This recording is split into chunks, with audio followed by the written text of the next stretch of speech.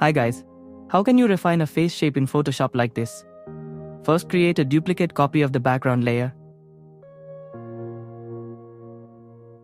Then select the elliptical marquee tool and make a selection around the area of the face that you want to adjust.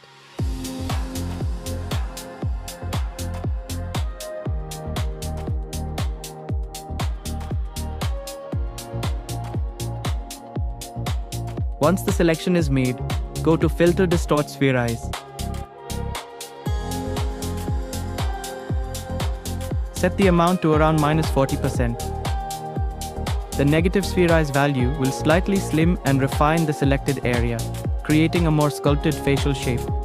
Now press Enter. Now press Ctrl+D to deselect.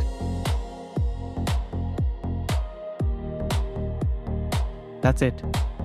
This is before and this is after. This is a quick and easy way to refine facial contours in Photoshop.